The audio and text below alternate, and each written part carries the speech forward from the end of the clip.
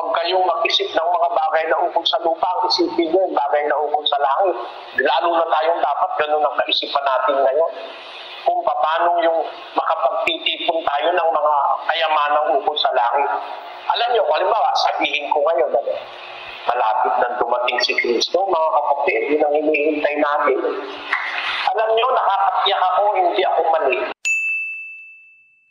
Magandang araw po sa inyong lahat, Sir JR po ng Usap-Usap University, and we are back mga ka-youthers sa ating regular episode. And for this particular one, of course, ang ating pinaka-in-demand po talaga sa lahat po ng mga pictures po na fini-feature natin dito sa U3, si Brother Eli Soriano ng MCGI. And actually, ang ating topic ngayon, a little bit related po sa quote-unquote undas, although ilang araw na po nakakaraan, of course, after po ng All Souls Day, is still about, humans' impermanence, patungkol sa ating existence at anong mangyayari sa atin kapag tayo ay sumakabilang buhay na. So a little bit dark topic, but it is something that we have to talk about because it's inevitable, and my staff really told me na isa ito sa mga heavily requested po yung konsepto nga ng 1,000 years. So yan po ang ating pag-uusapan ngayon. I believe this is a Bible study kung di po ako nagkakamali. Sa akin pong counting background po sa pag-analisa, ako po ay dating university debater mula po sa MSU IIT sa loob po ng 3 taon. Ako rin po ay nagdebate sa ABS-CBN News Channel at ako ay member ng isang international public speaking organization ng Toastmasters International. So, kaunting paalala lang po, hindi po ako mangaral, hindi ako pastor, isa lamang akong hamak na video reactor. So, ibig sabihin po, posible po na mag-a-agree ako, posible rin na hindi ako mag-a-agree sa mga fini-feature po natin na preacher. Also, hindi po ako member ng MCGI o anumang mga relihiyon po na atin pong binibigyan po ng reaction. Although this video actually, yung audio nito was just recorded, so may mga maririnig kayo na parang kumakain yata or something. So, yun po nasabi ng staff natin. But anyway, if you're ready, I am ready. Let us watch this video together. Let's go. Mabubuhay na maguli. Sino yung mga buhay na natitira? Di yung buhay na natitira, nabubuhay kay Kristo. Aagawing kasama nung namatay kay Kristo. Yung nabubuhay na natitira, nabubuhay kay Kristo. Kaya nabubuhay na natitira, ang proportion, konti lang, hindi masyadong marami yun. Opo, konti lang. Kaming nabubuhay, hindi natitira kay Kristo. Maraming nabubuhay, hindi nabubuhay kay Kristo. Konti lang yung natitirang nabubuhay. Nabubuhay kay Kristo. Alam mo kung bakit konti? Bakit po? Kasi nga, hindi mo nga masasabing 1% o 2%. Bakit po, Brad Eli? Ilan ba yung 2% ng 7.5 billion?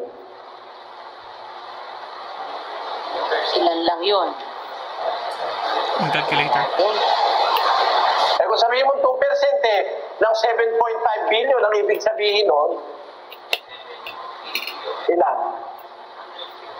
150 million. 150 million yung 2%. Kung 1% ng 7.5 million, 75 million. Yeah, 75 million. Marami yun. Ang binabanggit ng salita ng Panginoon, ang nabubuhay na natitira. Bakit ko sinasabing konti yun? Si Kristo kasi may sabi, may ilang nakatayo rito, hindi makakatikim ng kamatayan. 16:28 ng Mateo. Yun ang guide para maintindihan mo yung sinasabi ni Pablo, ang nangabubuhay na natitira, hindi na makakatikim ng kamatayan, aagawin na. Ilan yun? Sabi ni Kristo, ilan? A few. Nakukuha mo, Brad Danny? Amin po, kapatid Nelly. Ganun po pala ang magiging proportion dahil nga dun sa ganung tiyak po kasi ang salita ng ating Panginoong Jesucristo, sakto.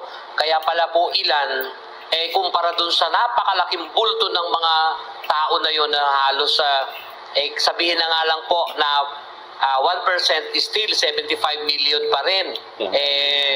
Kumpara nga po dun sa mga hindi makakasama, napakaliit lang po ng porsyento ng makakasama. Kaya tama po ang salita ng matitirang buhay kay Opo. Kristo. Opo. Kasi unti-unti na ang mga tao na uubos na, nawawala na talaga sa Kristo. Miski mismo yung nagsasabi sila'y Kristiyano, hindi na nabubuhay kay Kristo. Hindi na sa aral ni Kristo sumusunod. Ang sinusunod, mga bula ang Kristo. Kaya kung titignan mo yung percentage, yung talagang nabubuhay kay Kristo, na kasamang aagawin nung nangamatay kay Kristo, napaka-minimal. Ang guide ko ron, yung sinabi ni Kristo, may ilan sa nangakatayo rito, hindi matitikman ng kamatayan. Sa anumang paraan hanggang sa makita nila ang anak ng tao.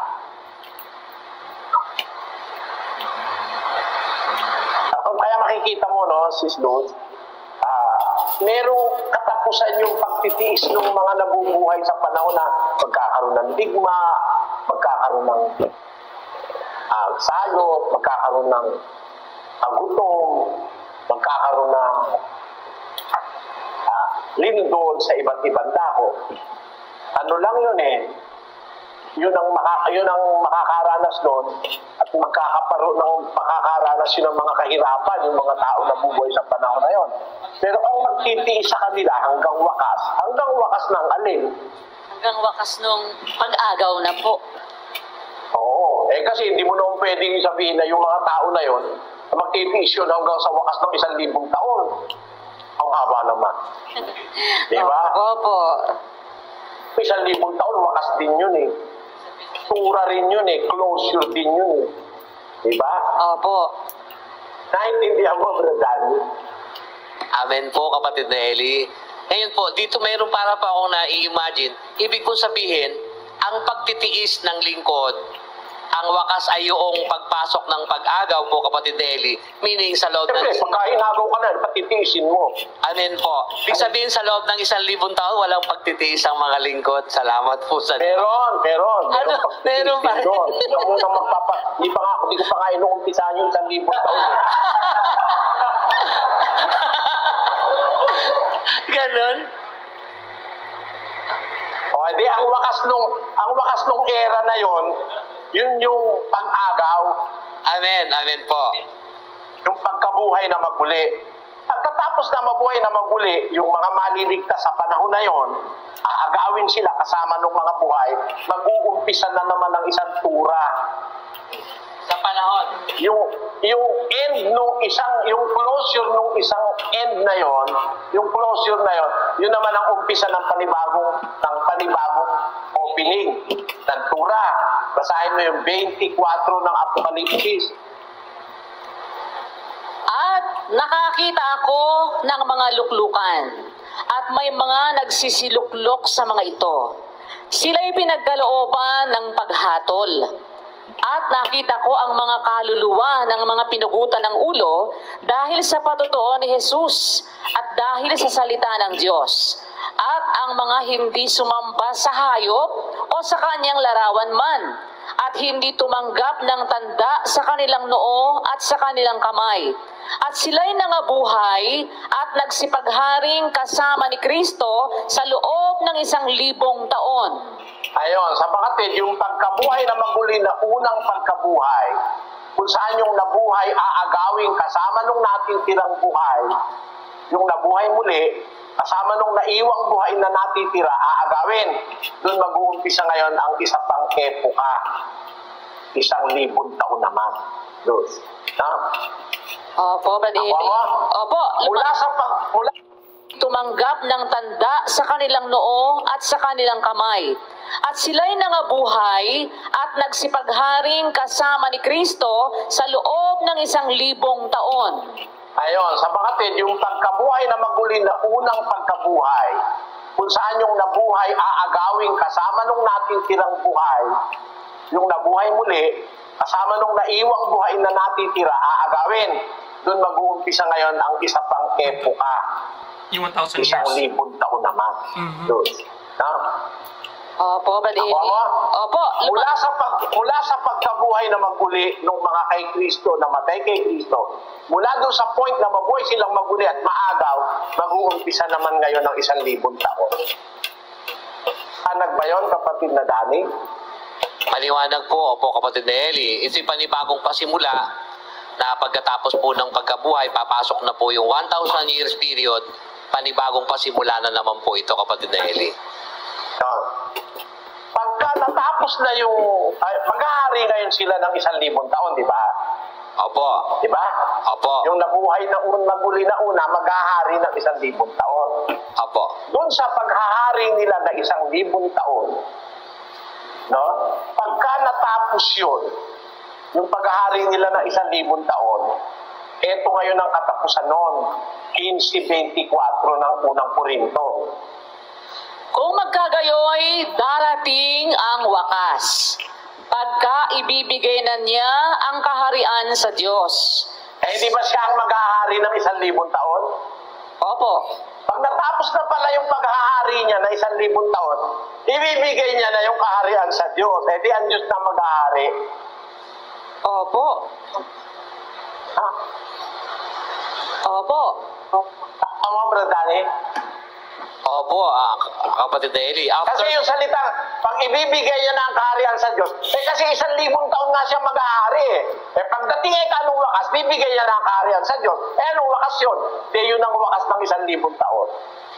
Ayan, medyo technical po mga ka-U3, ano. And I do remember, meron din po tayong similar po na nabigyan po ng video reaction dati pa po. Patungkol nga po yan sa rapture, patungkol nga po sa quote-unquote end of the world. But I think this is a more in-depth, kumbaga, na discussion. Patungkol nga sa 1,000 years, ano po. And I need to clarify mga ka-U3. So this is happening, unang pagkabuhay, pati yung mga buhay nung panahon na yon sa mundo, sila ay aagawin yung ating konsepto ng rapture, ano, ng mga protestante. And then, magsa-start yung 1,000 years, and my understanding is, ito yung pamumuno ni Jesus Christ. And then after that, yung sa endo, ibibigay na yung kaharian sa Diyos Ama. So yun po ang naintindihan natin so far mga ka-youth. Pero gusto ko pong i-clarify. So ito po ba yung na-refer noon dati ni Brother Eli na sa prayer na Our Father, yung kingdom po na tinutukoy po sa Our Father, yung atin pong the Lord's Prayer, yun po ba yung tinutukoy na kaharian at the end of the 1,000 years mga ka-youth? So sana po sa mga nakakaalam, lalong-lalo na po sa members po ng MCGI, you can comment below what can you say about this. Amen.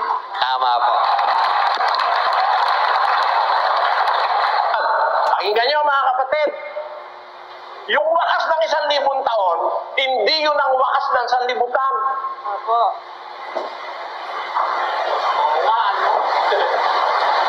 Opo. Sis Luz? Opo, Brad Eli. Wakas lang yon ng 1,000 taon. Hindi yun Ang wakas. kaharian ni Kristo. Opo. Ang dating ng wakas ng kaharian ni Kristo, iintrego niya sa Ama. Samantalang hindi niya iniintrego yung kaharian, samantalang nag-ahari siya, ano nagaganap doon? Ulitin mo yung 15:24. Kung magkagayoy, darating ang wakas. Pagka ibibigay na niya ang kaharian sa Diyos, sa makatwid bagay sa Ama. Pagka lilipuli na niya ang lahat ng paghahari at lahat ng kapamahalaan at kapangyarihan. Sapagkat kinakailangang siya'y maghari hanggang mailagay niya sa ilalim ng kanyang mga talampakan ang lahat niyang mga kaaway. Makikita mo, ang nangyayari pala sa 1,000 taon, ilalagay ni Kristo ang lahat ng kaaway niya sa ilalim ng talampakan ng kanyang paa. Opo, No? opo. Meron ako ipapatanda sa'yo, Brother Danny, ha? Tandaan mo to, ha? Apo. Basahin mo yung 110:1 ng awit. Sinabi ng Panginoon sa aking Panginoon, umupo ka sa aking kanan hanggang sa aking gawing tungtungan mo ang iyong mga kaaway. Hanggang kailan siya nakaupo sa kanan ng Ama? Hanggang sa gawing tungtungan. Ang lahat ng kanyang mga kaaway. Diba? Opo. Magaganap yun sa 1,000 taon na lahat ng kaaway niya pasusukuin sa ilalim ng kanyang paa. Samantalang nakaupo siya sa trono sa kanan ng Ama, naghahari siya sa trono sa kanan ng Ama. Ang mga binuhay na maguli kasama niyang maghahari. No? Opo. Pero yung mga maghahari, wala pa dun sa kaharian ng Ama. Opo. Ano? Tatandaan mo yan, mamaya, madudugtong yan. No? Jesus, tandaan mo ha. Opo. Si Kristo uupo sa kanan ng Ama hanggang mailagay na lahat ang kanyang kaaway sa ilalim ng kanyang paa. No? Opo. Diba? Opo. Yun. Naghahari siya niyan. Ha? Opo. Kaya nga ilalagay sa lahat ng kaaway niya sa ilalim ng kanyang paa. Balikan mo 15:24 ulit. Kung magkagayoy, darating ang wakas. Pagka ibibigay na niya ang kaharian sa Diyos. Sa Yung wakas yun.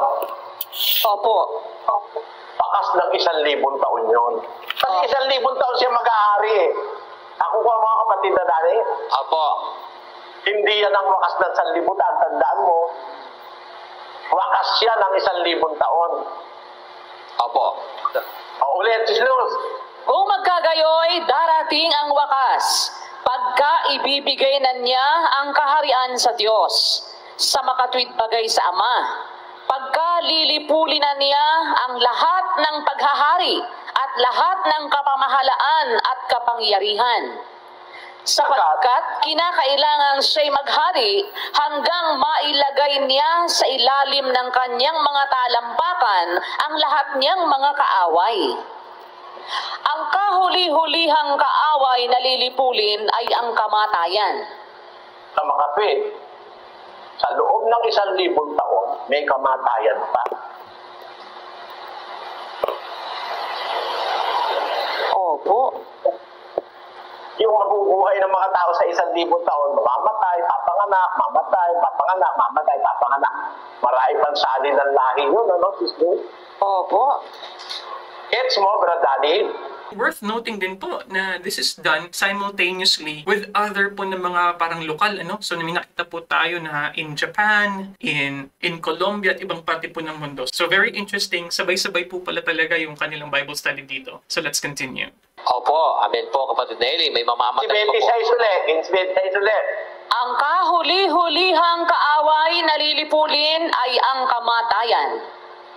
Oy, Sapagkat kanyang pinasuko ang lahat ng mga bagay sa ilalim ng kanyang paa. Datapwat, kung sinasabi, ang lahat ng mga bagay ay pinasuko, ay maliwanag na itinangi iyaong nagpasuko ng lahat ng mga bagay sa kanya. At kung ang lahat ng mga bagay ay mapasuko na sa kanya, kung magkagayoy, ang anak rin ay pasusukuin naman sa nagpasuko ng lahat ng mga bagay sa kanya, upang ang Diyos ay maging lahat sa lahat. kaya gusto ko ulitin mo ulit yung 28. At kung ang lahat ng mga bagay ay mapasuko na sa kanya, kung magkagayoy, ang anak... Teka, kung lahat ng bagay mapasuko na sa kanya, kung magkagayon. Ano yung kung magkagayon? Then natapos na yung 1,000 years. Ang paghahari niya. Pag natapos na yung 1,000 years, yung anak papasukuin din ng nagpasuko ng lahat ng bagay sa kanya. Papasukuin ng ama. Ang ama na ngayon na maghahari. No? Opo. Kaya, yung oras at araw ng pagbabalik niya, walang nakakaalam. Kahit ang anak, kasi ang ama naghahari ng panahon na nababalik. Tandaan mo, ha? Opo. Tandaan mo sinasabi ko, babalikan natin yan mamaya, ha? Tandaan, nakasunod ka. Opo, kapatid Nelly. Opo. Kasi pagkatapos ng 1,000 taon, napasuko na lahat ng kaaway. No? Opo. Kung magkagayon, ang anak pasusukuin. Pero yung salitang kung magkagayon, meron pang natitirang panahon doon. Opo. Pagkatapos kasi ng 1,000 taon, pawawalan si Satanas na nakakulong sa loob ng 1,000 taon. Dadayain niya ngayon ang mga bansa. Sino mga bansa? Yung hindi naniwala sa 1,000 taong paghahari ni Kristo at ng kanyang mga banal. Magiging subject yun sa pandaraya ni Satanas pag nakawala na siya 1,000 taon siya nakakulong. Nag-uulol sa galit yun. No? Doon na ngayon magaganap ang malaking kapighatian, Sis Lou. Ah!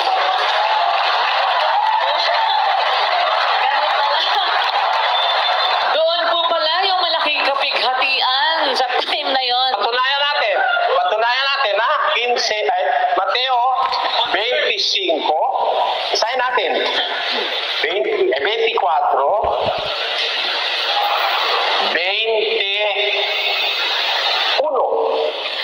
Sapagkat kung kapighatian na ang gayoy di pa nangyayari buhat sa pasimula ng sanglibutan hanggang ngayon at ni hindi na mangyayari kailanman. At malibang paikliin ang mga araw na yaon ay walang lamang makaliligtas. Tatapwat dahil sa mga hirang ay paiikliin ang mga araw na yaon. Ade, paikliin, ibig sabihin, tatapusin. Opo. Hindi mo naman, sabi nga ni kapatid na Daniel kanina, pwede mo ba paikliin yung 1,000 taon? Naka 1,000 taon, nakatakda na talaga yun. Alin ang mapapaikli? Hindi naman pwede paikliin yung araw natin ngayon. Pag natapos na ngayon, wala nang 1,000 taon. Kailan magaganap yung pagpapaikli? Hindi ngayon. Dahil pag pinaikli ngayon, hindi mangyayari 1,000 taon. Hindi rin naman pwede paikliin yung 1,000 taon. Alin na lang natin sila paikliin? Yung natitira kaunting panahon ng Diablo. Naintindihan mo? Good? Opo, ano pala? Salamat sa Diyos. Yung pala, yung paiikliing araw, yung araw na nakawala na yung demonyo at nagdadaya siya ng mga bansa na hindi naniwala sa pangangaral ng Panginoong Jesucristo. Yun ang paiikliin para may mga maligtas pa po sa panahon nga na yon. Kasi kung hindi, wala ang maliligtas. Ang pagpapaikli nun, alam mo kung paano, sis Luz? Paano po? Basahin mo yung 24, 29.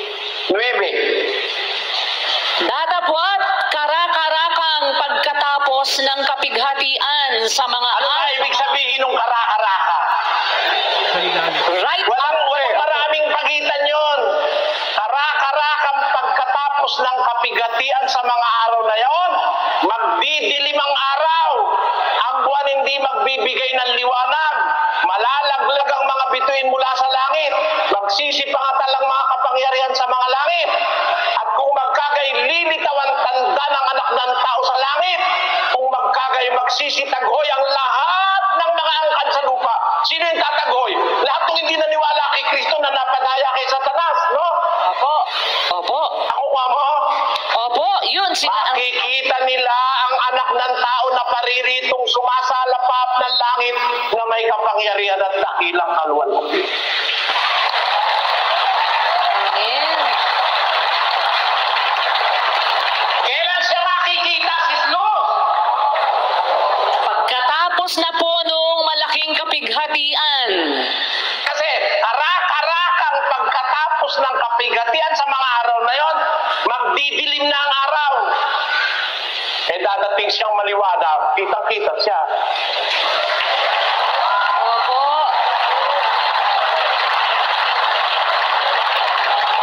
Kung hindi na magbibigay ng liwanag, mahuhulog ang mga bituin mula sa langit, magsisipangatal ang mga kapangyarihan sa langit. Kung magkagay lilitaw ang tanda ng anak ng tao sa langit, kung magkagay magsisitagoy ang lahat ng mga angkan sa lupa, lahat ng angkan na hindi maliligtas, tatagoy. Makikita nila ang anak ng tao na pariritong nasa alapaap ng langit na may kapangyarihan at dakilang kaluwalhati. Amen. Isipin niyo mga kapatid, alin ang paiikling araw? Hindi pwedeng paikliin yung ngayon. Dahil may kasunod pa tayong 1,000 taon. Hindi pwede naman paikliin yung 1,000 taon.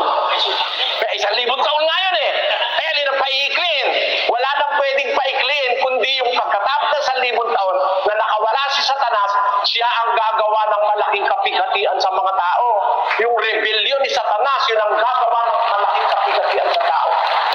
Pero hindi papayag ang Diyos doon. Kasi pag hindi pinaikli ng Diyos yun, walang lamang makakaligtas. Para may maligtas, paikli ng araw, tatapusin niya yon yung rebellion na yon. Amen. Pero alam mo ba ang mga mangyayari? Okay, before we continue mga ka-U3, so once again, ito po yung challenge po ng pag-aaral po ng Biblia. Ano po, nasabi ko na rin po yan sa mga past video reactions natin na walang iba po na mga sitas po ng Biblia ay quite literal, di ba? Physical, tangible, madaling maintindihan, pero meron po talagang mga talinhaga po talaga sa Biblia. And here, Brother Eli is explaining to us what's going to happen nga. I believe ito yung tinatawag natin na end of days kumbaga. Pero what I remember dun sa pagbalik ni Jesus Christ, dahil lahat ay makakakita, ang maalala ko po is mawawala na po ang mundo. Tama po ba? Kasi kung isipin mo, kung mundo, bilog naman yan. Kung someone is coming from here, di yung ibang nasa other side of the world, hindi lang makikita si Jesus Christ yung sa kanyang pagbabalik with all of His glory. So sana po, makorek niyo po ako kung mali po yung aking pagkakaintindi mga ka-U3. But anyway, ang gusto rin na appreciate ko dito, which is a bit different from other Bible study po na nakita po natin, na si Brother Eli directly would be preaching, wala po siyang kausap. Pero heto po sa ating pong video, I'm guessing na hindi ito ganun kaluma, obviously. Although yung kopya po ng video natin, pasensya na po dahil screen capture lang po ito, is meron na pong kinakausap si Brother Eli, yun nga po si Sister Luz at saka si Brother Danny. Ano po? And kung sa entablado po ito, ang tawag po dito, kabatuhan. Yan po ang term po natin dyan. And the purpose is for more clarification and simplification. Kasi minsan po kasi, syempre nakakapagod na rin po for just one preacher to say everything. And then, mas nasisimplify po kapag meron pong isa pang tao, may nakikinig din at sinusundan. Kumbaga, tinutulungan tayo na mas maintindihan natin dahil may kabatuhan si Brother Eli dito sa kanyang mga explanation. Ano po? At ilama, mag-isa-isa tayo, no? Pagkatapos ng 1,000 taon na paghahari ni Kristo, papawalan si Satanas. Tama? Tama po. Alam mo pa mangyayari? Ano po? 25 ng Apokalipsis. Ang mga iba sa mga patay ay hindi nangabuhay hanggang sa naganap ang 1,000 taon. Ito ang unang pagkabuhay na mag-uli. Pagkatapos ng pagkabuhay na maguling una, magaganap sa 1,000 taon. Pagkatapos ng 1,000 taon, doon po susunod yung huling pagkabuhay. Opo. Opo. Lahat ng tao nun buhay na. Opo. Wala nang hindi buhay nun. Opo. Kasi nabuhay na yung una, lahat ng mga natitira, bubuhayin pagkaraan ng 1,000 taon. Doon sa bubuhayin pagkaraan ng 1,000 taon, is Lord, dapat mong maisip doon na may kasama ron na namatay sa loob ng 1,000 taon. Opo. Meron pa. Dahil may kamatayan pa sa loob ng 1,000 taon Diba? Opo. Yung mga namatay ng una, at saka yung namatay sa nalulooban ng 1,000 taon, saka yung namatay sa panahon natin na hindi nakasama sa unang pagkabuhay na maguli, mabubuhay na lahat ng tao noon. Diba? Opo. Ayun. Pag buhay na lahat ng tao, pagkatapos sa 1,000 taon, buhay na lahat ng tao, mag-uulol na ng pandaraya si Satanas. No? Opo. Yun ang pinakadaling delikadong panahon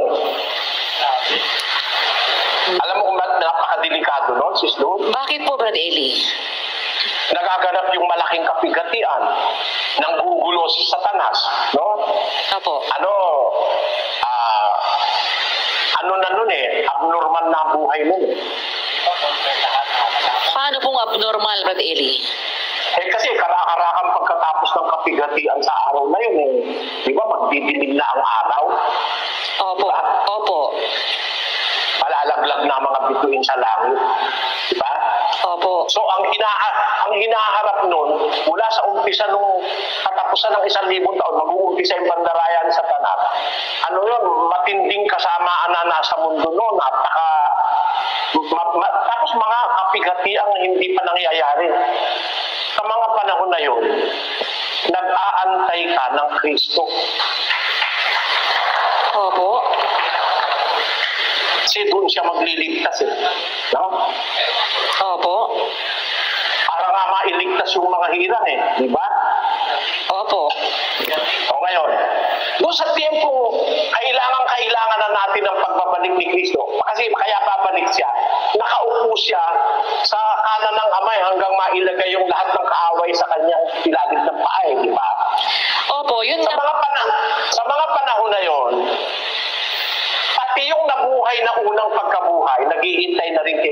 nun.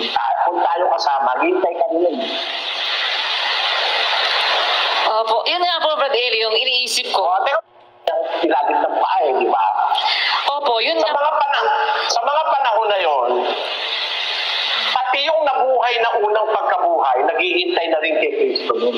Kung tayo kasama, hintay ka nun. Opo, yun nga po, Brad Eli, yung iniisip ko. Teka muna.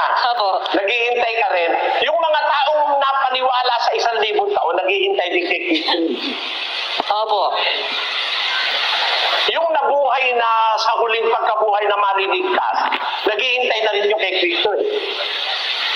Opo. So, ang buong mundo naghihintay kay Kristo. Ha? Opo.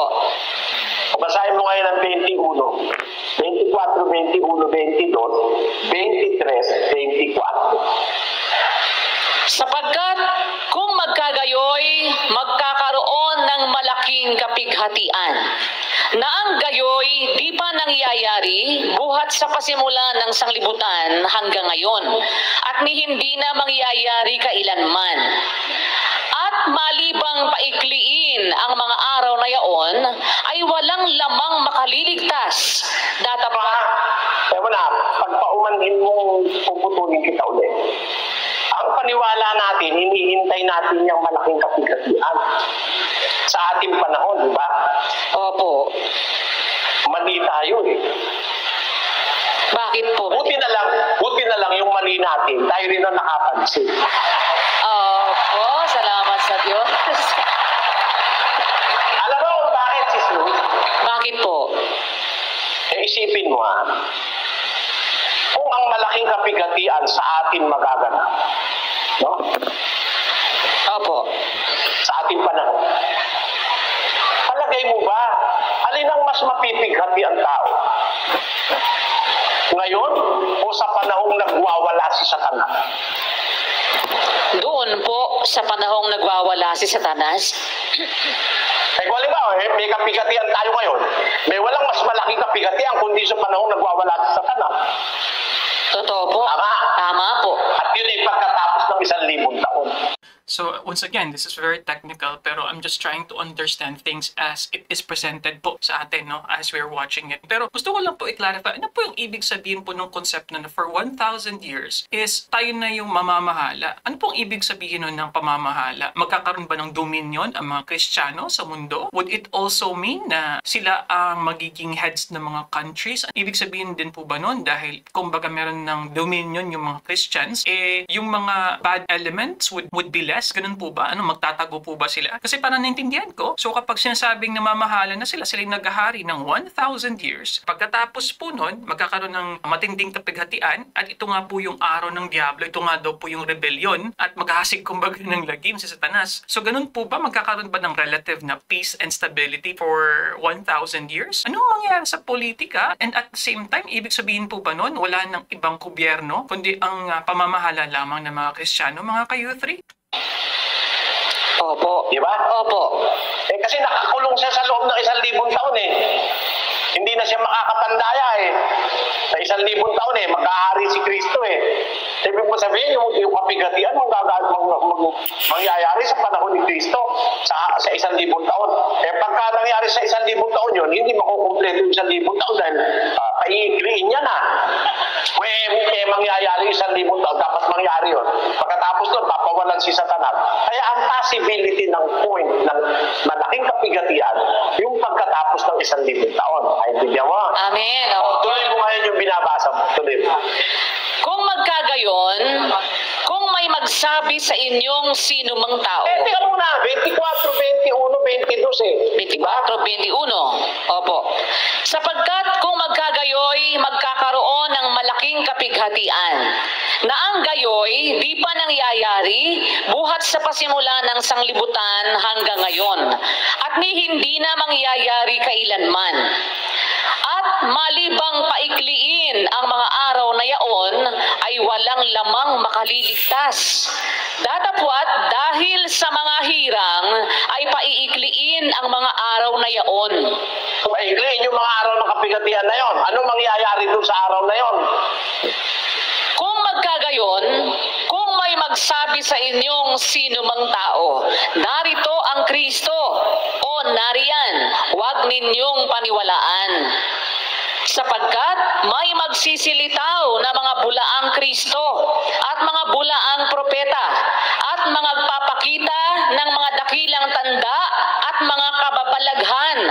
Ano pa? Kita mo, doon sa panahon ng kapighatian, when you will need Christ the most, kung kailangan mo si Kristo, may scheme si Satanas doon. Magpapalitaw siya ng mga bulaang Kristo. Opo. Na pati mga hirang, yung hirang sa panahon na yon, at pati yung nagharing kasama ni Kristo ng 1,000 taon, baka maloko ka. Bakit? Lilitaw yung bulaang Kristo, papalitawin ni Satanas. Mga bulaang Kristo lilitaw. Sa konting panahon, marami siyang papalitaw yung bulaang Kristo. Maaari siguro, yung unang buwan, magpapalitaw siya ng isang bulaang Kristo. Hindi na paniwala lahat. Magpapalitaw siya uli ng isang bulaang Kristo. Hindi natin alam kung gaano katagal yung panahon na yun kasi kaunting panahon no? Pero dapat mong tandaan yung salitang kaunting panahon, kaunti yun in comparison sa 1,000 taong nakakulong siya. Opo. Naintindihan mo ako, Brad Danny? Amen po. Yung palang kaunting panahon na yon, ikinukumpara doon sa 1,000 taon na kung saan ay kinulong siya. Kaya yung kaunting panahon na yon, hindi mo pwede sabihin na yun 2 araw, 3 araw lang. Kasi maglilitaw ang mga bulaang Kristo at mga bulaang propeta. Hindi si Kibulo yan. Kasi yung mga bulaang Kristo na yan, magpapakita yan ng mga dakilang tanda at kababalaghan. Pero pa nga sa Apokalipsis, magpapababa pa ng apoy mula sa langit yung mga bulahan na yan si Apollo Kibulo naman, hindi nga marunong magpapoy sa kalan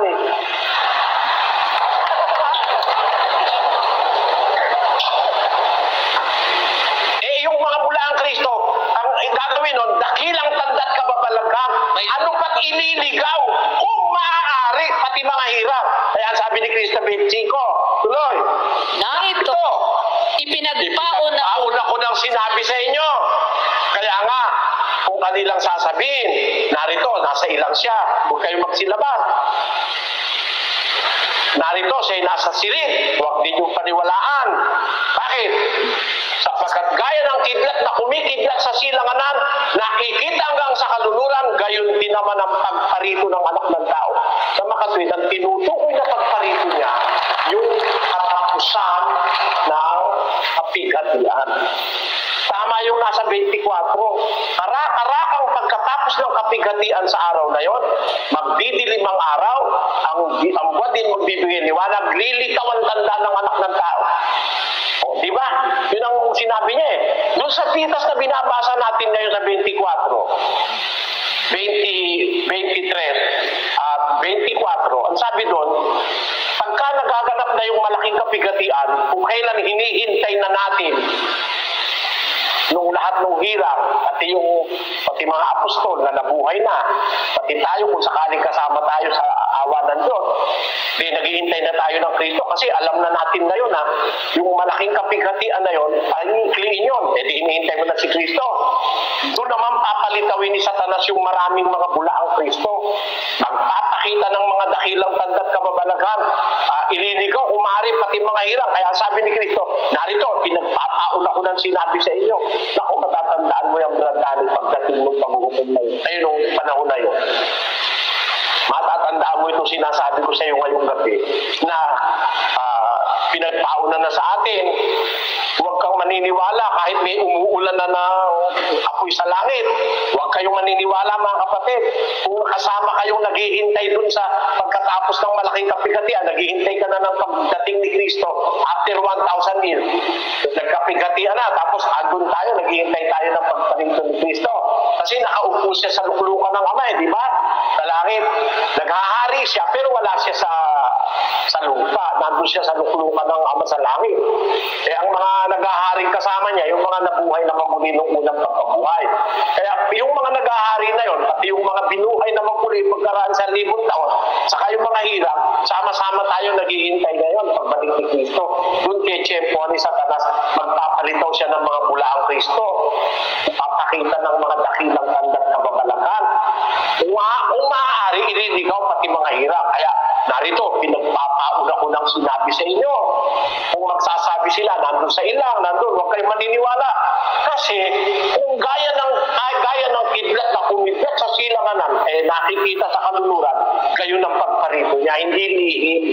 So ang tinutukoy na pagparito, yung pagparito pagkatapos ng malaking kapitatian para iligtas na yung kanyang mga hirap. Opo. Sunod ka, Brad Daddy? Opo, kapatid na Eli, opo. Ganun po pala yung sequence ng pangyayari na iniisip ko nga po kanina nung binanggit ninyo. Ibig sabihin, pagka pinawala na si Satanas, may lilitaw pang mas matitinding antikristo po, kapatid na Eli. Hindi walang kwenta si Kibul eh. Ano ka? Magsasalita, hindi man totoo. Sabi, binigay na ikaw sa akin ng Ama ang lahat ng power, lahat ng prestige, binigay na sa akin, lahat ng wealth. Kung totoo, binigay na sa iyo lahat. Bakit mga alagad ko makakarating sa Brazil pang hihingi rito? Binigay na lahat na yung power, hindi namamalimos pati hanggang ngayon mga miyembro mo, hanggang sa Brazil, namamalimos. Tinan mo itong kawalang yan ito si Kibul. Basahin mo nga. Sabi niya dito, the turnover of power. April 9, 2004 was the formal transition of the power and glory from the hands of Lucifer, the devil, to the hands of the Son, who was made heir to the throne of the Father. This was the formal transition of all riches and wealth, fame, honor, and prestige.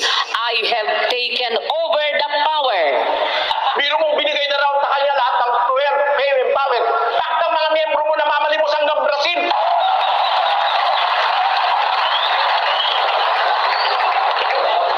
Ito namang mga miyembro ni Kibul ay napakatatanga. Bakit?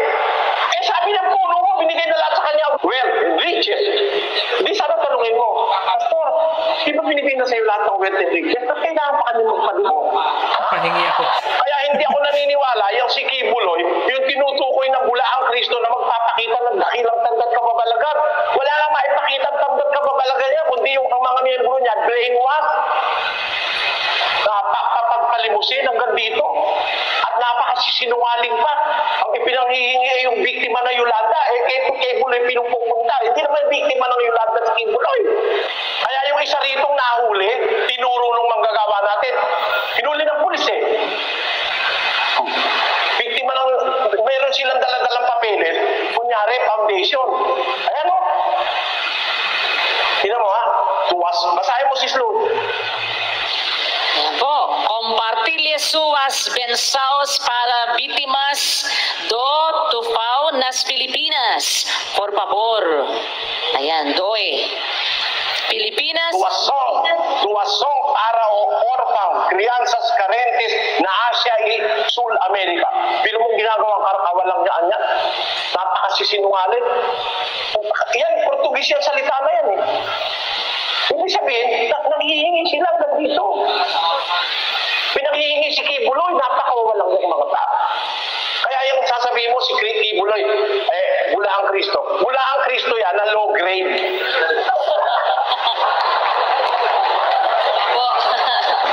Ngayon niyang siya, ngayon lang. Lalabas ng bulaang Kristo, lalabas yun sa panahon ng kapighatian. Yung mga bulaang Kristo na yun, na magpapakita ng mga dakilang tanda't kababalagan. Tandaan nyo mga kapatid, sa araw na yun, kung magiging dapat kayo sa Diyos, maaalala nyo itong sinasabi kong ito. Pag meron ng lumilit, naghihintay tayo ng pagbabalik ni Kristo, sa panahon na yun, pagkatapos ng 1,000 taon, sa panahon ng malaking kapighatian, hintay na hintay ka na kay Kristo noon dahil gusto mo nang tayo madala na sa langit, sa kaharian ng Ama. Kung tiyempo ni Satanas, magpapalitaw siya ng mga bulaang Kristo, dadayain ng mga tao. Pwede lang ililigaw pati mga hirang. Kaya sabi ni Kristo, narito, pinagpauna ko ng sinabi sa inyo. Pag sinabi nilang, nandun sa silid, nasa gano'n, nasa ganun pagparito ni Kristo, parang kidlat na kumidlat sa silangan, nakikita hanggang kalulutan. Yun ang sabi niya. Kaya hindi po, hindi yung Kristong paparito, bigla na lang nasa silid o nandun sa makikita mo yun, pumaparito sa alapaap, nagliliwanag kasi yung araw na yon wala nang araw at wala nang buwan. Kitang-kita mo na si Kristo. At ang kasunod nun, mawawala na pati mundo. Mawawala na pati mundo, sis Luz. 20:11 ng Apokalipsis. At nakita ko ang isang malaking luklukang maputi at ang nakaluklok doon, na sa kanyang harapan ang lupa at ang langit ay tumakas at walang nasumpungang kalalagyan nila. At nakita ko ang mga patay, malalaki at maliliit, na nangakatayo sa harapan ng luklukan. At nangabuksan ang mga aklat, at nabuksan ang ibang aklat, na siyang aklat ng buhay. At ang mga patay ay hinatulan ayon sa mga bagay na nasusulat sa mga aklat. Ayon sa kanilang mga gawa. At ibinigay ng dagat ang mga patay na nasa kanya. Kita mo, pati ang salita ng Biblia, eksakto. Ano po yun? Hindi ba sa 11, tumakas na yung langit at lupa? Opo. Kaya, yung nakasulat sa 20:13, ibinigay ng dagat ang mga patay na nasa kanya. Ibig sabihin, bago tumakas yung langit at lupa, binigay na ng dagat yung patay na nasa kanya. Ibinigay na ng libingan yung mga patay na nasa kanila. Tapos, pumarap na sa hukuman, hahatulan na. Bakit ang ginamit niya ibinigay ng dagat? Ba't hindi nakalagay ibibigay ng dagat? Kasi nga, sa versikulo 11, tumakas na nga yung langit at saka yung lupa, nakatakas. Umalis na, nawala na ang langit at lupa. Para wala nang hindrance, makita mo na yung, wala nang nakakasagabal para makita mo yung tronong puti. Kaya ang exact ng pagka-exacto ng Biblia, no? Ginamit yung salitang past tense Sa 20:13, ibinigay ng dagat ang mga patay na nasa kanya. Binigay ng kamatayan at ang Hades ang patay na nasa kanila. Hinatulan sila, bawat isa, ayon sa nasusulat sa aklat, ayon sa kanilang mga gawa. Di ba ganon? No? Opo. Kita mo. Kaya ang mangyayari, pagkatapos ng kapighatian, lilitaw na si Kristo. Doon sa tiempo na yon, doon mahahayag na yon yung malaking luklukang maputi. Mawawala ang langit at lupa, mahahayag yung luklukang maputi, yung trono ng Diyos. No? Opo. Alam mo mangyayari ron na sinasabi ng Kristo? Ano po? Balik sa Mateo 24, yun ang ulat ng lahat ng mangyayari, tinanong ng mga apostol Sinagot ni Kristo yun ang sabi doon sa Mateo 24, very interesting doon po sa citas po na nakita natin kanina, na kung saan yung Hades nga, I believe this was a term na sinunod, no? Or at least ginaya sa Greek mythology, di ba po? Kasi meron tayong Hades, no? Si Hades yung god of the underworld. Pero I think what is referred here sa Hades is a place of the, kind of departed souls or departed spirits, di ba mga ka-U3? But going back, yung patungkol nga sa pag-remove ng mundo is para walang sagabal na makikita natin yung Great White Throne. Tama po ba mga ka-U3? Yung luklukan, na maputing luklukan. So yun nga, as mentioned, lahat tayo makakita nun dahil nga wala nang nakasagabal na mundo. So parang pwede natin imagine parang nagpa-float na tayong lahat, di ba po? 30. Umpisa mo sa 29. Datapwat karakarakang pagkatapos ng kapighatian sa mga araw na yaon ay magdidilim ang araw at ang buwan ay hindi magbibigay ng kanyang liwanag at mga lalaglag ang mga bituin mula sa langit at magsisipangatal ang mga kapangyarihan sa mga langit. At kung magkagayoy, lilitaw ang tanda ng anak ng tao sa langit.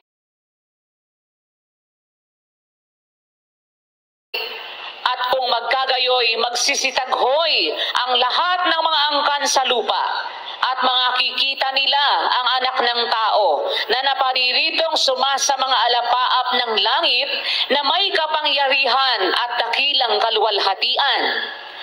At susuguin ang kanyang mga anghel na may matinding pakakak at kanilang titipunin ang kanyang mga hinirang mula sa apat na hangin ng sanglibutan, mula sa isang dulo ng langit hanggang sa kabila. Sa puno ng... Doon na ngayon titipunin lahat ng hirang. Mawawala na ang lupa't langit. Mahahayag na yung tronong maputi. Doon ngayon titipunin lahat ng mga bansa. Lahat ng hirang titipunin. Anong pagtitipon? 25-32.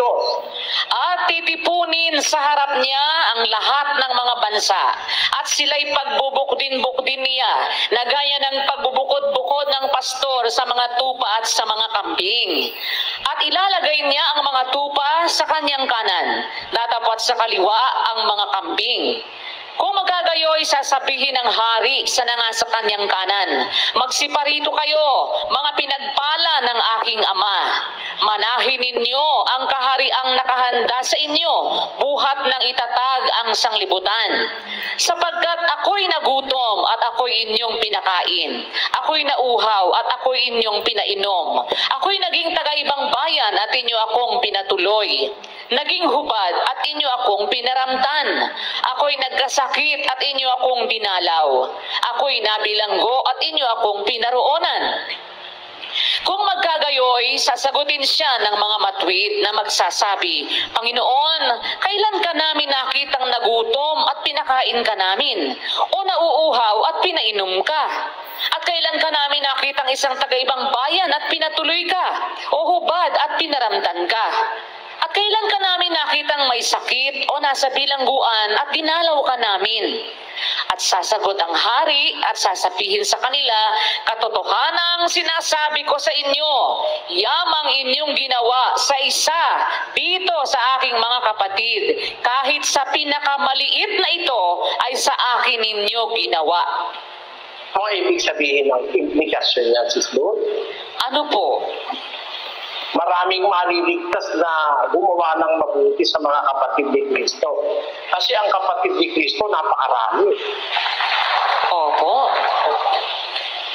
Bago sa ating panahon, sa panahon ng mga apostol, maraming kapatid si Kristo noon. Diba? Opo. Sa ating panahon, maraming kapatid si Kristo. Kapatid tayo ni Kristo. Opo. Sa darating na 1,000 taon, may kapatid pa rin si Kristo ron dahil mayroong panlalagay sa binhi. Opo. Lahat ng taong magpapakita ng kawang-gawa sa mga kapatid ni Kristo kasamang matatawag Doon sa panahon na yon, yung sinasabi ng Apokalipsis na binigay ng dagat ang patay na nasa kanya, binigay ng ang patay na nasa kanila, etc. Tapos nakita yung luklukan, nawala ang langit at ang lupa, lumitaw yung luklukan maputi. No? Opo. Alam mo kasi ang noon, yung luklukan ng Diyos, nasa ikatlong langit yun Opo. Diba doon nakaupo si Kristo ngayon? Opo. Kaya mawawala yung langit saka yung lupa para mahayag yun. Opo. Doon sa harap ng luklukan na yun magaganap ang wisyo final Opo. Doon pagbubukdin-bukdin yung mga tupa at saka mga kambing. Tapos, sasabihin niya ngayon doon sa mga nasa kaliwa. Ano sabi? Magsilayo kayo sa akin, mga sinumpa, sa apoy kayong walang hanggan. Yun na nga mismo yung katapusan. Pupunta nila sa apoy, di ba? Opo.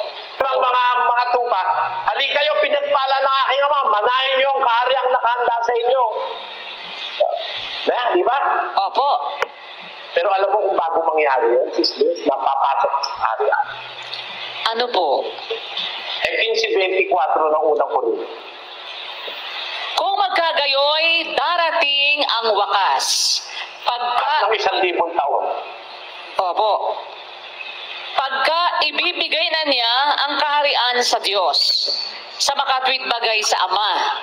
Pagka lilipulin na niya ang lahat ng paghahari at lahat ng kapamahalaan at kapangyarihan. Sapagkat pagkalipol na lahat na 1,000 taon, iintrego niya na yung kaharian sa Ama, di ba? Opo.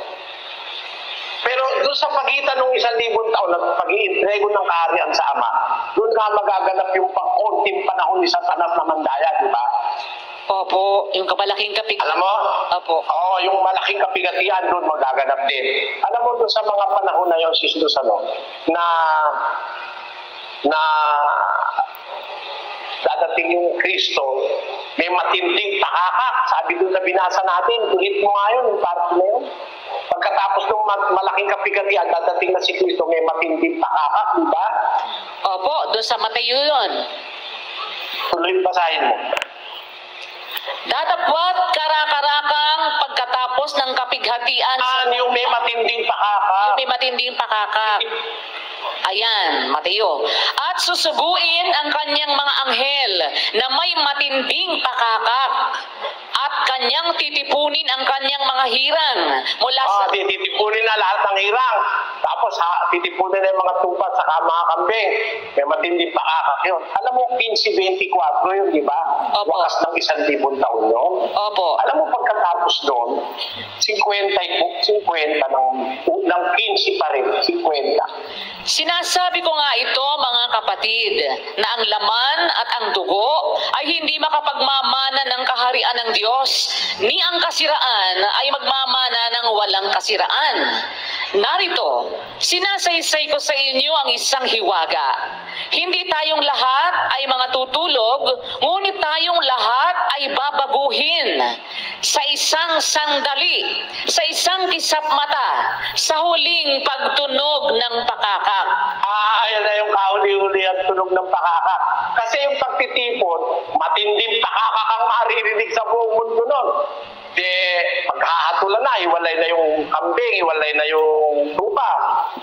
Ang susunod na huling pagtunog ng pakakak, hindi tayong lahat matutulog, pero lahat tayo babaguhin na lahat ng maligtas sa isang sandali, isang kisap mata. Pagkatapos ng pagbabago na yun, doon ka napapasok sa paraiso. Sila'y hindi magiging sakdal ng bukod sa akin. Nakuha mo, kapatid na Dani? Amen po, kapatid na Eli. Yung po pala ang dugtong-dugtong na mangyayari after po noong 1,000 years, di magkakaroon nga nung konting panahon na yon. After naman po noon, ang lead mo doon, pagbalik ni Kristo na paghihiwalay na yung mga tupat sa kambing, matinding pakakak ang maririnig ng mga tao ron. Pero meron pang isang natitirang pakakak, yung huling tunog ng pakakak, kung kailan babaguhin na lahat. Ha? Amen. Amen po. Sis Luz? Opo, Padeli, naintindihan ko po, kaya lang yung sabi nga po niyo, may mga question po akong pumasok na, gaya nun, Padeli, yung, di ba, yun po yung babaguhin. Babaguhin tayo, lahat ng maliligtas, doon sa huling tunog ng pakakak. Ibig sabihin po ba, nung sa 1,000 years na ikaw ay naghahari, hindi ka pa bago? Hindi ka pa binabago noon? Wala ka ng kamatayan nun eh. Opo, wala nang kamatayan, pero Hindi ka naman pwedeng maghari ng 1,000 taon kung hindi kung mamamatay ka pa. Opo, pero hindi pa binabago. Hindi na mamamatay, ano? Opo, opo. Kaya alam ko yung itatanong mo eh. Tayo ba nun, hindi pa tayo binabago? Basahin mo yung unang 1:3. Huwag mo nang pakialaman yun. Mga minamahal, ngayon ay mga anak tayo ng Diyos at hindi pa nahahayag kung magiging ano tayo. Nalalaman natin na kung siya'y mahayag, tayo'y magiging katulad niya. Kung titingnan natin, kumbaga in the grand scheme of things, siguro in relation with the modern human civilization, yung 1,000 years probably could be a short time. Pero kung isipin mo pa rin sa ating isang lifespan, maiksi lang po kasi ang lifespan po ng isang tao eh. So pwede po nating sabihin na sa ating panahon ngayon, dahil hindi natin na-experience ang matinding kapigatian, so pwede natin i-assume na matagal pang dumating dahil nga malayo pa yun eh. And then, could we consider ourselves to be lucky dahil we are not existing during the time of the Great Tribulation, mga ka-youth? Sapagkat siya'y ating makikitang gaya ng kanyang sarili. Kita mo. I-reserve mo yung iba. Huwag mo ubusin lahat. Di ba nga naaya kung magiging ano tayo eh. Kung ano ba gusto niyang gawin eh. Pero pag nakita natin siya, makikita natin siyang gaya ng kanyang sarili. Amen. Tayo pareho na rin niya. No? Opo. Kaya huwag ka intrimitida. No? Isa pa po, Brad Eli. Isa pa. Ang puntong pinapunto ko sa'yo, ano yan, nakalimutan ko yung punto ko sa'yo eh. Dadali. Opo, kapatid na Eli. Yung last ng tunog ng pakakak po, Brad Eli, doon. Oo, yung huling tunog ng pakaka. Lahat babaguhin na. Amen. Opo. Brad Eli, may isa pa po akong tanong. Kasi yung sinasabi nyo, kasi parang ngayon ko lang po naiintindihan yung sinasabi nyo, si Kristo pala, habang naghahari siya ng 1,000 years, wala siya rito, hindi siya kasama ng mga banal na naghahari. Nakaupo siya. Nakaupo siya doon. Opo. At yung pag-upo niya ron, hanggang mailagay na ang lahat ng kanyang kaaway sa ilalim ng kanyang talampakan. Naghahari siya through doon sa mga maliligtas. Opo. Ang instrument ng kanyang paghahari, yung mga maliligtas, yung binuhay na maguli na una. Maghahari sila kasama ni Kristo sa loob ng 1,000 taon. Hindi ang kahulugan ng kasama ni Kristo araw-araw magkakasamang gano'n, nagkikita-kita. Hindi gano'n. Dahil nakaupo siya sa kanan ng Ama hanggang maganap yung 1,000 taon.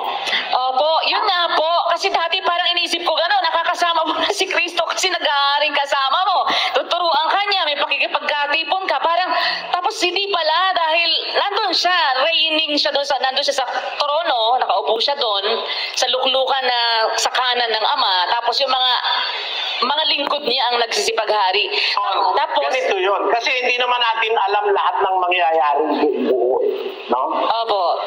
May nakareserba nga eh.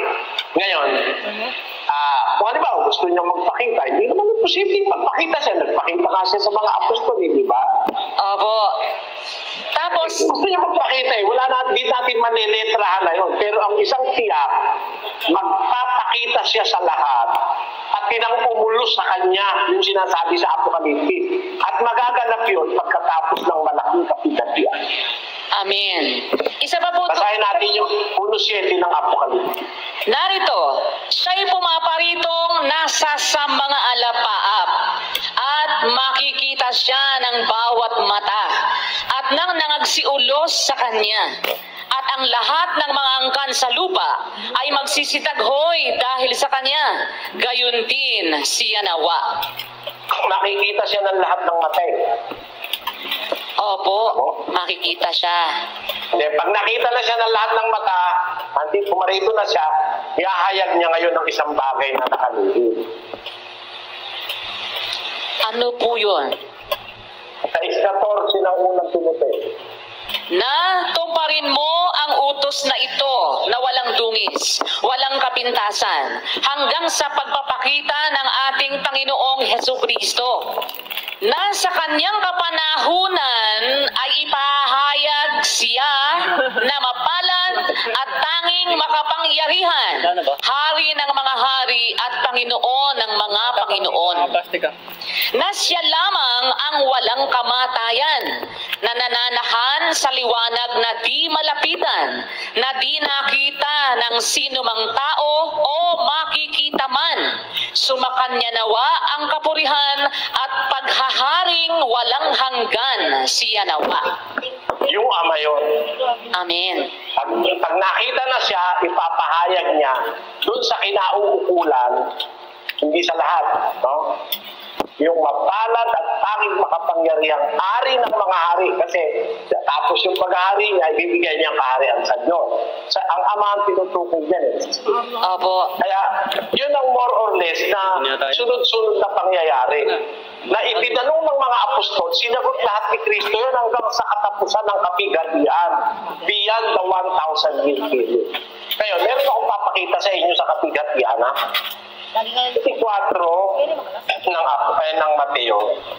What is also interesting here para sa akin dahil napaka-technical ng ideya at mga konsepto na ito. Kasi nga, sequential events, di ba po? Chronological din po siya. Pero I believe sana, at least at the end of this video, hopefully, a graph could be shown, no? Parang illustration kumbaga, para ma-simplify po yung mga konsepto na ito. Because here, I really notice, most of the time, yung kay Brother Eli is just saying it, reading from the verse, and I think a visual aid really would help out. So, I'm guessing maybe this is just given sa parang handout siguro after this Bible study, or it's possible na maybe this is just shared between the leaders ng mga lokal. So, hindi po ako sure, no? Pero gusto ko lang po i-mention na I find it very fascinating yung patungkol nga po sa pagbibigay ng final judgment na sinasabi. Dahil sinabi sa sitas kanina, yung left and saka sa right. So, ang comparison na ginamit is yung kambing at saka yung mga tupa, ano po. So, yung nasa left side, my understanding is, doon yung yung mga kambing at sinasabi na, alis kayo, go away. Ayan. And then yung sa right side naman po, ito yung mga tupa. So, I find it fascinating. Parang kinakategorize dun sa final judgment. But anyway, still, this is very interesting for me and very informative, mga kayuti. So, let us continue.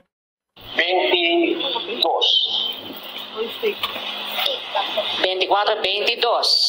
At malibang paikliin ang mga araw na yaon, ay walang lamang makaliligtas. Yung palang kapighatian na yun, malibang paikliin yung mga araw na yun, walang lamang makaliligtas. Ibig sabihin, trabaho ng demonyo yung kapighatian. Opo. Kasi wala lamang makakaligtas eh. Kaya papaikliin ng Diyos yun. Ang trabaho naman ng Diyos, paikliin yun para may maligtas. Pwede trabaho ng demonyo yung kapighatian. Opo. Ang pagdating ng napakalaking kapighatian sa buhay ng tao, demonyo. Mula sa umpisa, ganun naman yung trabaho niya. Pighatiin ang sangkatauhan. No? Opo. Gera, pamilya, away ng mag-asawa, magmagulang, mag-aanak, magkakamag-anak. Ang ginagawa ng demonyo, pighatiin ng tao. Siya rin yung author ng malaking kapighatian na yun. Na ang Diyos naman ang kalaban doon. Kasi iikliin ng Diyos yun. Walang kamalay-malay si Satanas, bago niya magulo lahat ng tao, ay iikliin na ng Diyos yun. Ang Diyos na ang maghahari kasi noon eh. At yun ang sinasabi ni Kristo. Tungkol sa araw at oras na yaon, yung oras at saka araw ng pagbabalik at pagparito na makikita siya ng lahat ng mata, walang makakaalam. Ang Ama lang. Kasi ang Ama naghahari noon. Naintindihan mo? Opo, amen. Yung pala yun, yung pagbalik na ni Kristo, after na ma-turn over na niya sa Ama ang kaharian, yun na yun, yung pagbalik niya, yun pala yung tinutukoy tungkol sa araw at oras na yun, walang makakaalam. Kasi nga po, kahit siya hindi niya alam, kasi ang Ama na ang maghahari. So, ang Ama na ang may kapangyarihan kung anong oras at anong araw siya gustong pabalikin ng Diyos na makikita na siya ng lahat ng mga mata. Yun po pala yun, Brother Eli. Ngayon, may tanong lang po ako doon.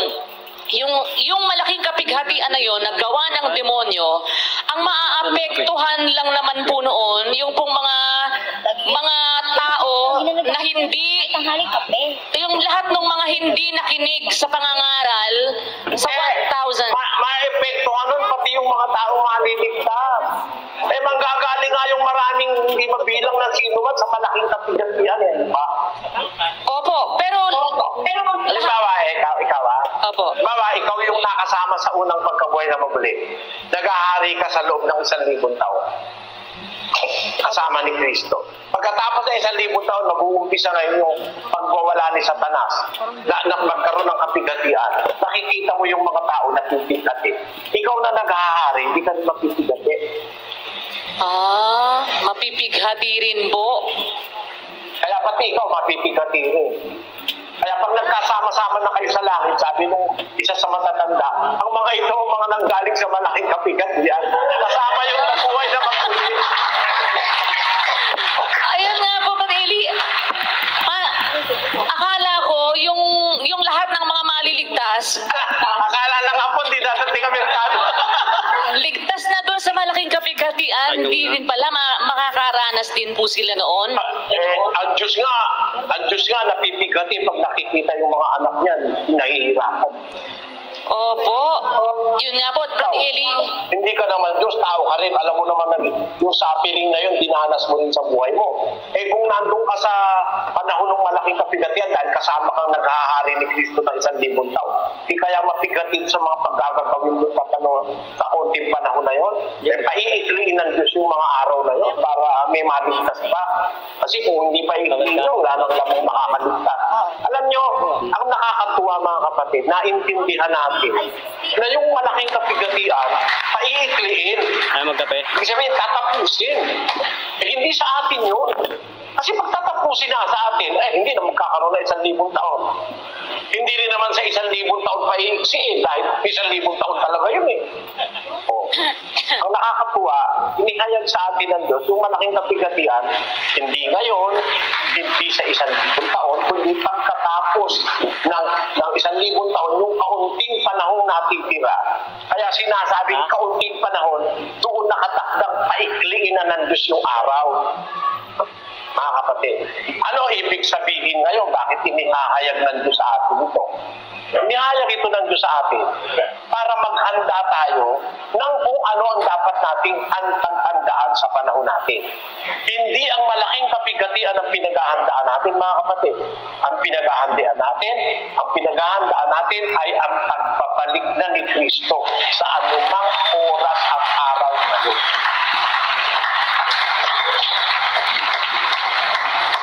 Kasi pag nakita nyo na ang mga bagay na ito, sabi ng Panginoon, malapit na. Eh, meron tatlong closure ng era na yan. Yung ating era, ang hinihintay natin, makita natin yung palatandaang sinabi niya na magkakagutom, lilindol, gera, magkakasalot, pagkatapos maglalamig ang pag-ibig ng marami, natutupad yan sa ating panahon.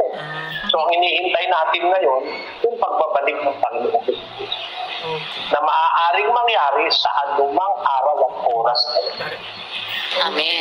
So at least it was really clarified here. Anytime na pagdating ni Jesus Christ is possible sa ating panahon ngayon. And my understanding is after dyan, yung 1,000 years, tama po ba? Na yung pag-aagaw, that would be parang the starting point ng 1,000 years? Kung ito'y tinuturo sa inyo,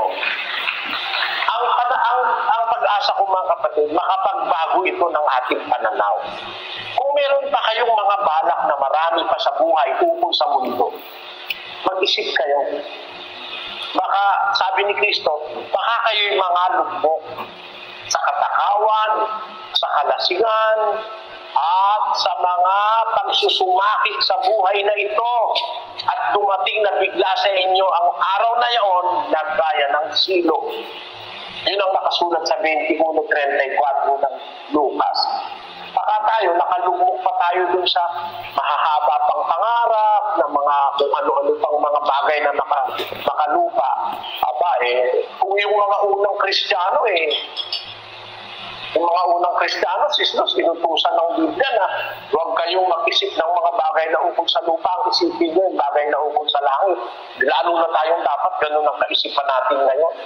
Kung paano yung makapagtitipon tayo ng mga kayamanang ukol sa langit. Alam nyo, halimbawa, sabihin ko ngayon, malapit nang dumating si Kristo, mga kapatid, yun ang hinihintay natin. Alam nyo, nakakatiyak ako, hindi ako mali. Kasi nung araw, sinasabi natin, pag nakita na natin yung malaking kapigatian, dadating na si Kristo. Samantalang wala pa, hindi pa malapit. Ako ngayon sinasabi ko sa inyo, sa panahon ngayon, malapit nang dumating si Kristo. At hindi ako pwedeng maatangan ng kahit na sino na mali. Bakit? Palagay mo, hindi pa dumating ng 1 taon, 2 taon, 3, 4, 5, hanggang 10 taon. O mas mahigit pa. Hindi ako mali. Pag sinabi ko malapit nang dumating si Kristo. Alam mo kung bakit? Bakit po? Basahin mo yung 1:12 ng unang Pedro. Na ipinahayag sa kanila na hindi sa ganang kanilang sarili, kundi sa ganang inyo. Pinangasiwaan nila ang mga bagay na ito na ngayoy ibinalita sa inyo sa pamamagitan ng mga nagsipangaral sa inyo ng Ebanghelyo, sa pamamagitan ng Espiritu Santo na sinugo mula sa langit, na ang mga bagay na ito'y ninanasang mamasdan ng mga anghel. Kamo yung pagpapahayag pinapahayag ng Diyos ng kanyang kalooban. Kaya pinapahayag yon hindi dahil sa mga ngaral, kundi sa ganang inyo. Para sa kapatiran, di ba? Opo. Mga hiwaga, mga pahayag ng Diyos. Kaya pinahayag sa mga ngaral, sa ganang inyo. Para sa miyembro. Mahal ng Diyos ang kapatiran. Kinakausap kayo ng Diyos ngayon. Kung sabihin ko sa inyo ngayon, malapit na ang Panginoong Hesus. Nakakatiyak ako na hindi ako mali. Bakit po, Brother Eli? Ano ko daaning diskusyon, hindi ako matatalo sa diskusyon. 5:8 ng Santiago. Magtiis din naman kayo. Pagtibayin ninyo ang inyong mga puso, sapagkat ang pagparito ng Panginoon ay malapit na. 2,000 taon nakakalipas, sinabi ni Santiago, malapit na eh. Kaya ako magsabi ngayong malapit na. Mali ako? Hindi po. 2,000 taon na nga sinabi niya, malapit na eh. Tama siya eh. Opo. O, eto pa isa. 1 Pedro 4:7. Ngunit ang wakas ng lahat ng mga bagay ay malapit na. Kayo nga'y magpakahinahon at magpuyat sa pananalangin. Bagaman hindi ang tinutukoy ni Pedro ang wakas ng lahat ng bagay, bagaman ang tinutukoy ni Pedro yung wakas ng lahat ng bagay at yung wakas ng langit at lupa, malapit na yun eh, sabi mo. Mali ba si Pedro? Tama po siya. Talaga bang malapit na ang wakas ng lahat ng bagay noong panahon ni Pedro? Hindi pa po. Ayun, yun ang pag-aaralan natin sa Sabado kung nunoodin. Okay, mga ka-youth, so dyan po nagtatapos ang ating episode ngayon at nakikita ko na po dyan sa mga comment section natin ang sasabihin po ng mga viewers bitin. But this is really technical and very informative nga po mga ka-youth. Ano? At pinapakita nga po sa atin sa Bible study po na ito ang timeline nga ng mga pangyayari na pagkatapos ng pag-agaw, yung rapture nga. Yun po yung usual term po ng mga protestante kung di pa ako nagkakamali. After that, so there will be a 1,000-year reign. At least yun po yung nagigets po natin na base po sa notes na nakita natin dito. Pagkatapos po niyan, merong matinding kapigatian at kaakibat po nito ito kasi yung araw ng Diablo at merong rebellion na mangyayari. At sa panahon din na ito, mas uusbong pa yung mas matitinding mga bula ang propeta. Just imagine, kaya nilang pababa ng mga bituin sa langit, something like that. So it should really be fascinating for these false prophets sa panahon nga ng kapigatian. Pero papaiklin ito at darating na nga po si Jesus Christ at that time at sa kanyang malaking trono na makikita natin po siya, Yan po yung pagkakaintindi ko. Dahil mawawala na po yung mundo, everyone will be able to see Him dahil nga wala nang nakaharang, and then there will be a kind of segregation kumbaga ng tupa at ng kambing. So yung kambing nga po is nasa left side at nasa right side naman yung tupa. At ito yung final judgment kumbaga. I also find it fascinating yung pag-mention ng pakakak ng mga trumpeta na talagang napakalakas. Kasi po sa kultura po ng pag-worship po nung unang panahon is meron po kasi mga trumpet Yun po yung tawag nila na call to worship. But for this particular case, my understanding is it's the final na pagpapatunog nga po ng pakakak. And well, yun po ang nagets natin so far mga ka-U3. And this is the first time that we have watched this video. So most likely meron po ako mga mali po sa akin po pagkakaintindi. Pero may mga tanong din po nga ako kanina patungkol nga po, for example, sa konsepto ng pamamahala o paghahari for 1,000 years. What does it mean? Like the Christians would be the leaders of these various countries na po? Because 1 millennium is a long time. At sabi nga po ni Brother Eddie kanina, iba't ibang salinlahi, iba't ibang mga generations ang mangyayari po dyan, for that time period. So curious din po ako sa purpose po ng 1,000 year na reign ng mga Kristiyano, mga ka-U3. Ano po kayang purpose nun? And as a suggestion nga po, sa presentation dito, at least for this old video, I'm not sure if this is the same sa mga presentations na po ng MCGS sa kanilang Bible studies now. Pero sana may graph, para mas madali nating maintindihan, parang timeline kumbaga. Dahil what I believe in other churches, they would also do that. And speaking of other churches, kung kayo po ay member po ng Katoliko, ng UPC, ng Baptist, ng Born Again po ng mga churches, ano naman po ang inyong paniniwala po sa timeline ng konsepto po ng pag-aagaw, ng rapture, ng Great Tribulation? Sana po ay ma-explain nyo rin po sa amin yan sa comment section below. Or kung gusto nyo rin po na mag-review po ako ng mga videos po na discussing these these particular concepts, please send it po sa ating pong Facebook page dahil pwede po kayo mag-send ng link doon. Or dito po sa comment section natin, pwede rin po kayo mag-send ng link po dyan para po malagay natin sa waitlist and we can consider that for our future episodes mga ka-U3. So ano po masasabi niyo sa ating episode ngayon? Sana po na-enjoy niyo po mga ka-U3. And if you are new sa ating pong channel, you know what to do. Mag-subscribe po kayo, libre po yan. Yung mga videos po natin, libre pong lahat yan para po sa inyo. You can watch this video here. You can also click this playlist over here. And I'll see you guys next time. Peace. Bye-bye.